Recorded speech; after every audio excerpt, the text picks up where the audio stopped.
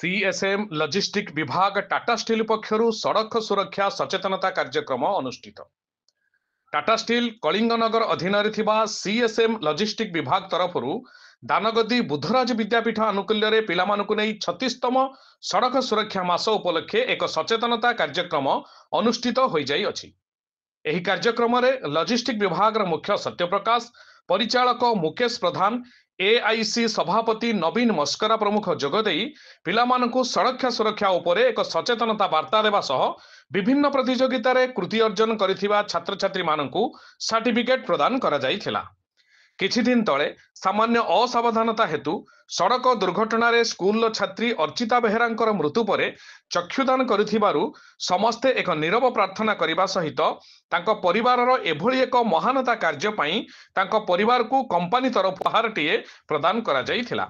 सड़क सुरक्षा जीवन रक्षा, सड़क रे यातायात समय समस्त ट्रैफिक नियम पालन करने उचित बोली लॉजिस्टिक मुख्य सत्यप्रकाश पिलामानकु परामर्श देइथिले।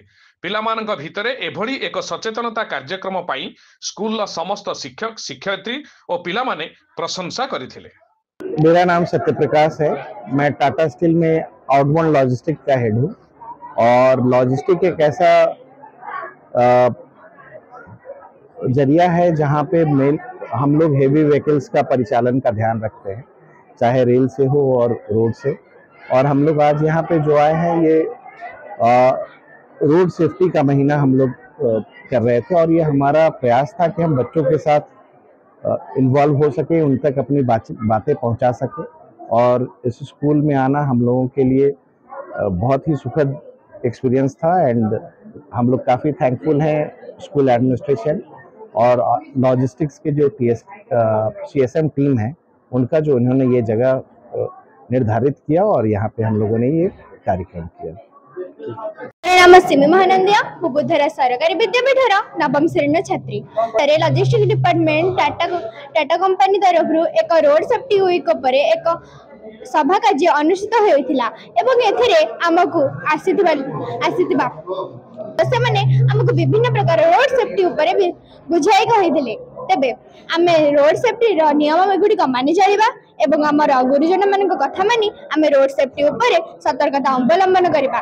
गत 31 जनवरी 31 तारिख दिन हमर विद्यालय रे गोटी नवम श्रेणी छात्री जे कि हमर संग थिला से एक्सपायर करि गला कारण से रोड रे सतर्कता अवलंबन करि नथिला। तबे आमे कोन हेइ परे हमकु चलिबा को देबा। तबे आसंतु शपथ करिबा जे आमे समस्त रोड सेफ्टी नियम गुडी मानिबा। सड़क सुरक्षा होची परिवार रक्षा, पिलामान हेउचन देशर भविष्य। जेतेबेले पिलाटिया निज बापा को कि मां को कि भाई भौणी को घर बाहरला बेले सड़क रे सचेतन करिवो ताले सड़क रे आ 3 मिनिट रे गोटे जीवन जीवनी। आ बुद्धराज विद्यापीठ हम सचेतनता कार्यक्रम करथिलु गोटे नियारा वार्ता। अर्चिता झियटी पुनी झियटी जो माने दुर्घटना जीवन हरउचंदी से माने अंगदान कले अनेक लोक आखि पाइबे, अनेक लोक किडनी पाइबे गोटे वार्ता देला। तेनो हम टाटा स्टील पक्षरु गोटे कम्युनिटी कैंपेन करथिलु, अनेक ग्रामांचल को जाउथिलु, स्कूल पाख अनेक अंचल को विजिट करथिलु। आमर मुख्य वार्ता होउछि पिलामान जो देशर भविष्य से शिखिले से सड़क सुरक्षा सचेतन हेले निहाती भाव में शून्य दुर्घटना हासिल करबा आ दुर्घटना प्रबल भारत को सुरक्षित करिबार आमे सफल हेबा। नया वर्ष प्रथम मासरे जनवरी 31 तारिख रे अर्चिता जीवन हारिथिला विद्यालय विद्यापीठ आसुथिला बेले तांको मां को यथा संभव आमे स्वावलंबी करिया पई आम पक्षर निष्पत्ति नैछु एवं अनेक दुर्घटनाग्रस्त माने निजर चक्षुदान करिया कि अंगदान करिया प्रयास रखिया आमे निवेदन रखुछु।